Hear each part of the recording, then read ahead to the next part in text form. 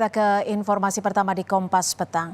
Ditanya soal keanggotaannya di PDI Perjuangan, usai diumumkan menjadi cawapres Prabowo, Gibran menyatakan sudah berkomunikasi dengan Ketua DPP PDI Perjuangan Puan Maharani. Wali Kota Solo Gibran Raka Buming Raka masih masuk kantor dan menyelesaikan pekerjaan di Balai Kota Solo, Jawa Tengah, Senin pagi. Walau ada kabar jika Senin ini akan ada deklarasi dirinya bersama Prabowo Subianto sebagai peserta Pilpres 2024. Terkait statusnya di PDI Perjuangan, Gibran akan mengikuti mekanisme yang ada dan sudah bertemu dan berkomunikasi dengan Ketua DPP PDI Perjuangan Puan Maharani jika nantinya resmi maju menjadi cawapres Prabowo. Saya akan mengikuti mekanisme yang ada ya, senang aja.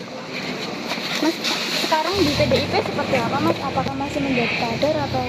Saya sudah berkomunikasi dengan Mbak Puan di Jumat malam kemarin, Mbak Puan dan Pak Arsyad ya.